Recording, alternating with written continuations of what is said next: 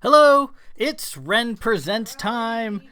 I'm your host, Ren, and today we continue with the House of Bloodstein, Perlamum, Chapter 23, Infinata. And once again, we are broadcasting live from Fortress Bloodstein in Central Ohio.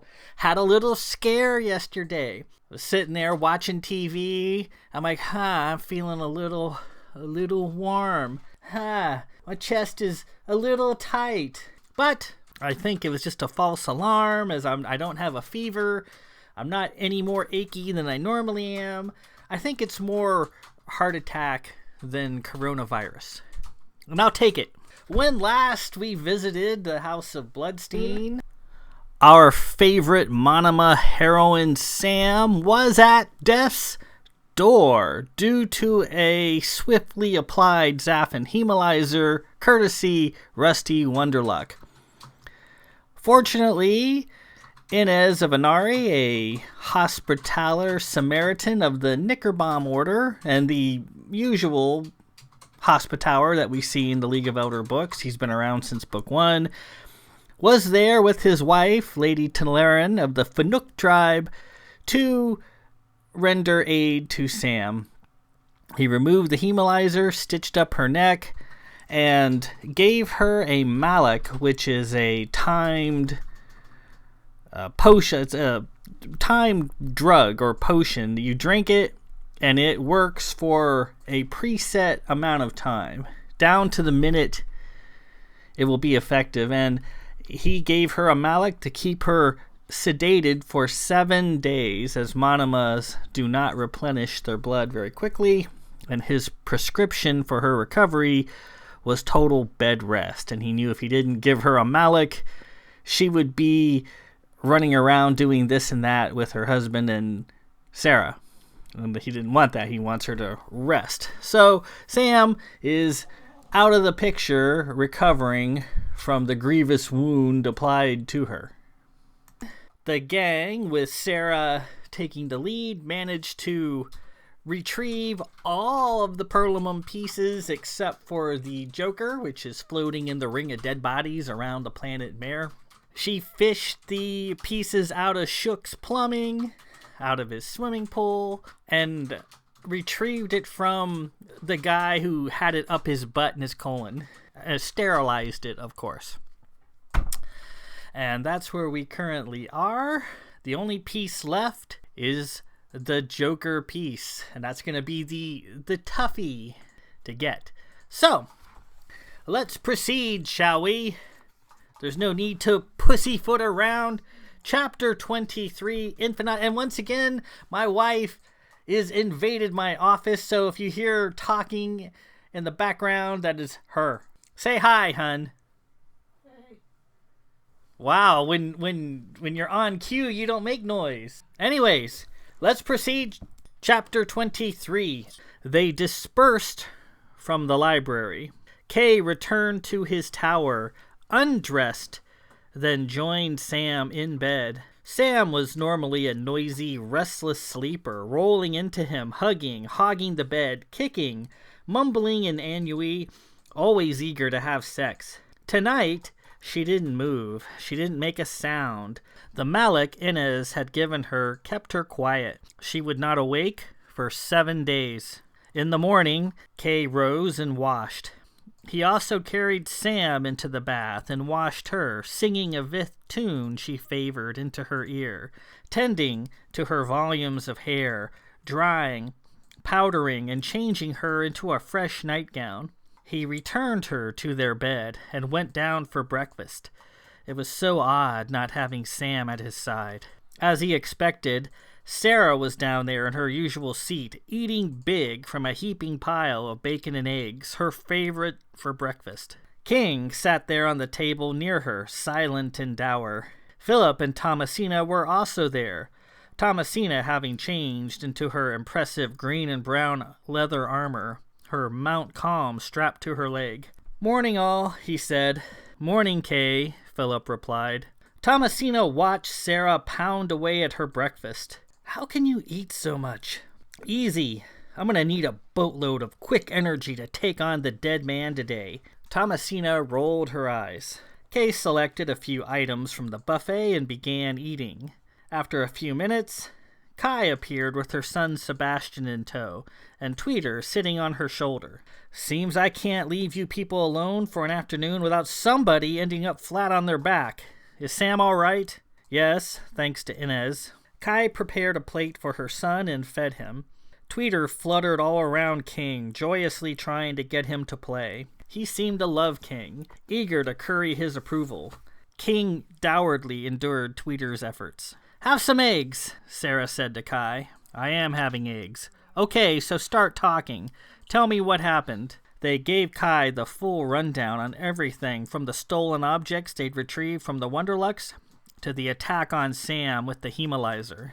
Kai took notes. So, we have a Class 1 attempted murder of a Vithni Countess with a Zaffin killing device, several counts of theft, and possession of illegal artifacts. That's a Class 4 striker count here on Cana, by the by.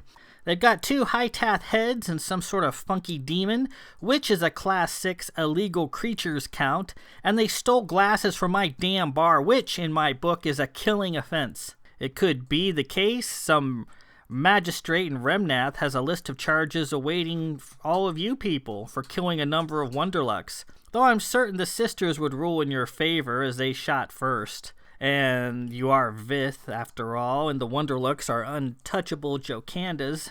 In any event, we've enough to panel them good. But no, wait, let me guess. You're about to tell me your Vith heritage won't allow me to march down to Remnath and arrest the Wunderlucks, right? You're going to want to take them on yourselves, right? Your powers of prophecy are amazing, Kai, Kay said. She shook her head. Boy, you Vith take the cake. You know, if your father was here, he'd be doing the exact same thing, and you know it, Kay added. Nobody is going to endanger my wife's life and enjoy the safety of the law to protect them. I'm going to take it out of their bones. Kai silently agreed. In any event, I want the Wunderlucks doing some time in my jail for stealing my glasses. Do you know how expensive they are? It's Hoban crystal. I went all out. So you're gonna save me a little something to incarcerate, okay? Sure. As they continued with breakfast, Andorra walked into the hall. Andorra was a Cyan matriarch from the village and had been Kay's mother's chief of staff since before he was born. She commanded a great deal of respect around the castle, and had turned him over her knee once or twice when he was a boy. Lord Blanchfort, she said in her stately Cyan accent, I have been looking for you. Yes, he replied. Well met. I'm here. My lord, we are to be having visitors soon.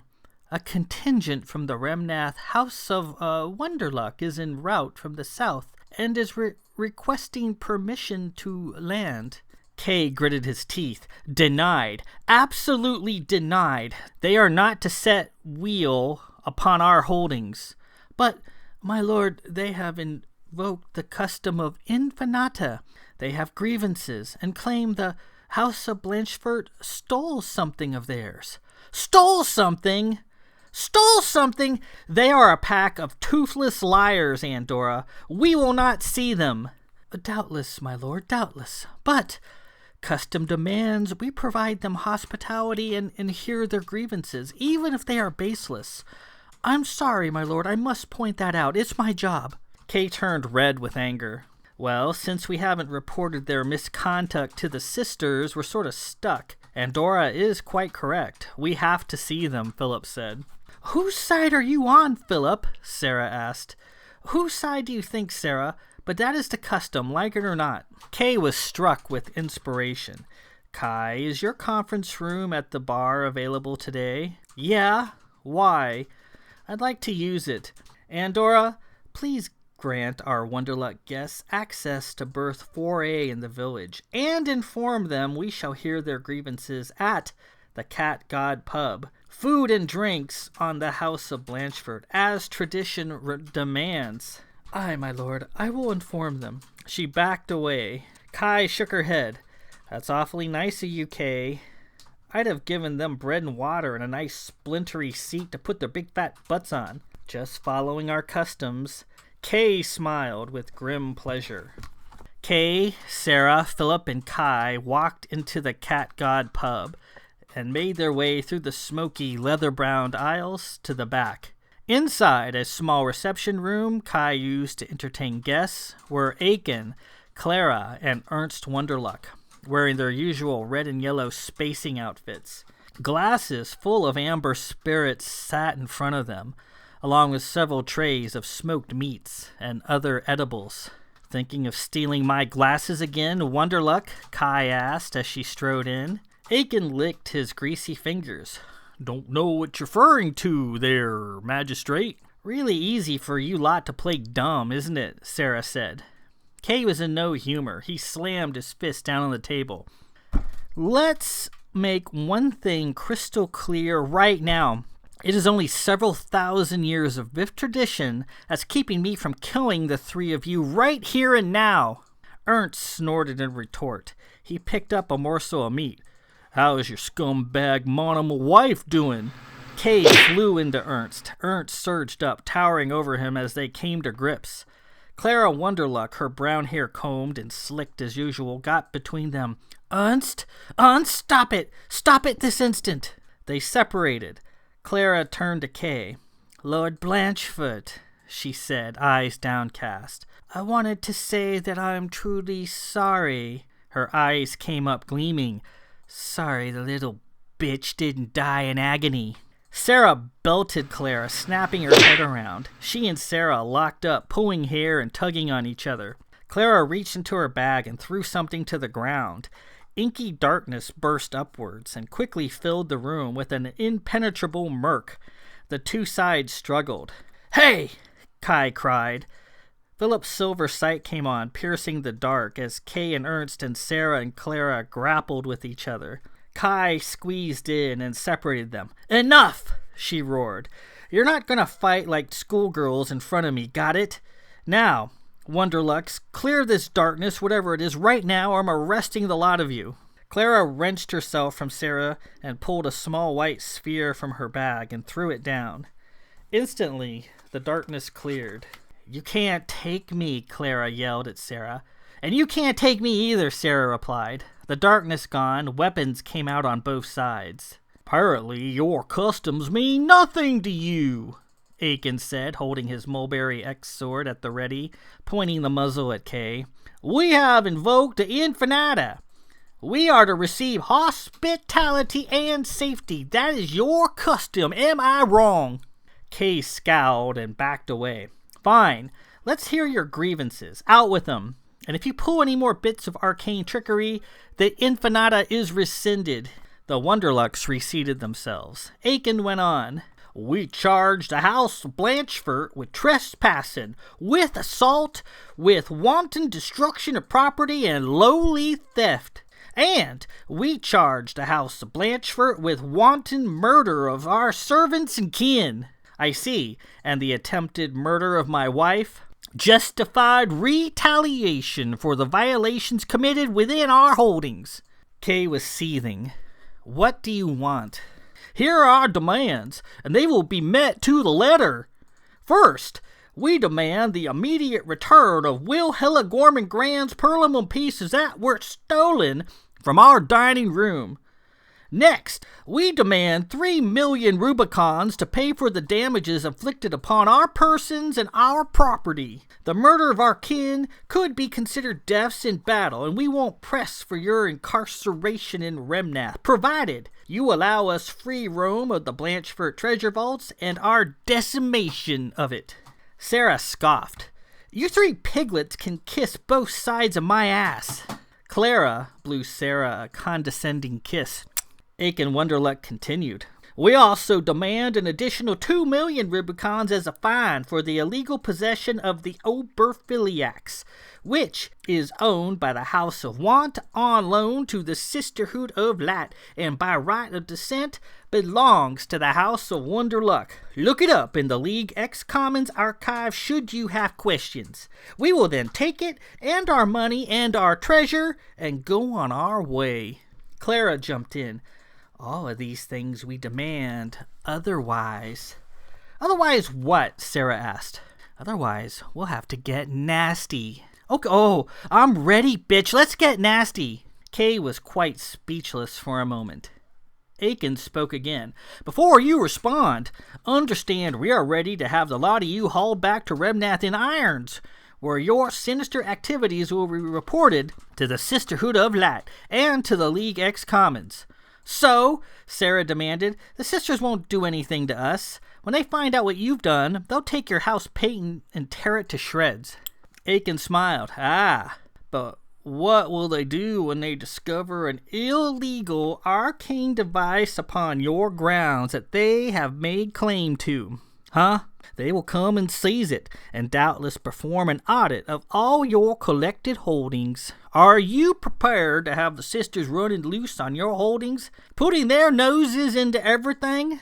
Are you prepared to face the loss of esteem, the loss of face, and programmability? We have no place to go but up in League Society. But you have everything to lose. You could become Ventinomit just like we are. Simply give us our money, let us decimate your treasure, give us the goddamn machine, and we shall go on our merry.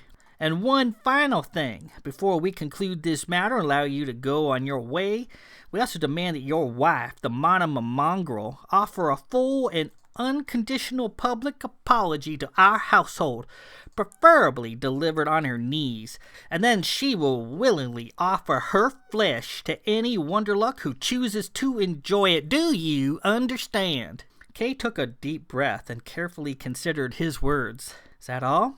Are you finished? He spoke through clenched teeth, his knuckles whitening around the hilt of his carg. We are finished. And you've dined your fill? Clara loosed a meaty belch in response. Kai stood. About damn time. She went to the near wall and pressed a hidden button. The floor dropped out beneath the Wunderlucks, and they plummeted away in ululations of surprised panic, weapons clattering from their hands. Kay opened his sight and watched them fall down the long chute into the hidden dungeon far below the surface. Clara lost her Remnath shoes as she tumbled down into the darkness of the hold. Their trays of meats followed them down, rolling like fleshy wheels.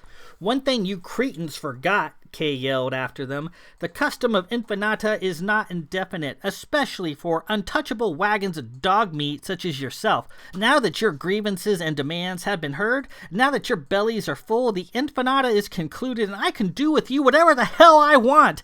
This is the village of my great-grandfather Mazerfeld of Blanchford, berserker, usurper and tyrant supreme, and he declared in perpetuity that we suffer no enemies of the fifth to live. If I decide you are to wither away in the dark, then that's what shall be your fate. If I determine you're to die, then you will die. Perhaps I'll allow my wife to grout her claws and pay you a visit in the dark, to do with you what she will in the spirit of my great-grandfather cheering her on. You may beg her for mercy at that time. Blanchfoot! Came Aiken's voice as Kay closed the trapdoor, sealing them in. Sarah was elated. Good one, Kai. I didn't know you had a trapdoor in a dungeon in this place. Yep, it's a holdover from Mazerfeld's day. This place used to be his village office. He's got dungeons and trapdoors all over. I was going to have them walled up when I bought the place, but I figured they might come in handy one day. Kay turned to Kai. There is a derelict vessel parked in the berthing slot 4A. I want it hauled away and scrapped immediately. No problem. Sarah was elated. Is that the Wunderluck ship? The Valiant? It is. When and if I ever allow them out of the dungeon, they can book passage home on a tramp vessel along with the rats and the fleas and the worms. Yes! Now you're talking. Kai led them out of the room. Okay, listen. My husband did some digging. He uncovered some sort of obscure Vith law from the old EX days. The law states, in order to give away the deed to your holdings, like Castle Bloodstein, you have to physically have it on hand. You can't do a computerized transaction, and you can't use a copy. It's got to be the original. I want to go over there and confiscate the deed and hold it until this mess is resolved. That will prevent the Wunderlucks from staking legal claim to it. Philip, can you give me a ride? Sure, we can leave whatever you want. But Philip, what about the dead man? Sarah protested. I'll leave him to you, Sarah. Have fun with him. And with that, we conclude chapter 23, Infinata, and I am all fired up. Whoa, whoa, whoa. Even though I wrote this chapter, it still pisses me off reading it. But that's what I intended, just to give you a good, lasting hatred of the Wunderlucks. I just can't stand the Wunderlucks. Oh, yeah, that was like a catharsis reading that. So, with the Wunderlucks entombed in Kai's dungeon, the quest for the final piece, the Joker, is on. Now, I have quite a conundrum, because the next chapter coming up, chapter 24, entitled The Dead Man, is 40 plus pages long. 40 plus pages, and in it is the infamous 30-page fight scene. There is going to be a fight scene that lasts 30 pages. And there is no way I'm going to be reading 40 plus pages in a single hour. 20 pages, usually after editing, comes up to around an hour. So that means that would be a 2-hour reading of a giant fight scene. And it's not going to happen. I'm sorry. No. I'm going to have to break it up. I might even have to third this chapter. And I really have no idea where. There's really no place to break it up. I'll have to contemplate this over the next week. But next week, we will continue with chapter 24, The Dead Man, part 1. And whether that's going to be part 1 of 2 or part 1 of 3, I have yet to determine, but that is next week. In the meantime, I want everyone to stay safe. Don't get the beer bug. Don't get the coronavirus. If you do, seek medical attention. Don't try to be a hero. I think after another couple weeks, this will peak and then it will begin to ebb, and this will pass. And maybe at some point we can get back to a bit of normalcy again. In any event, this is Ren Presents. I'm your host, Ren. Peace out.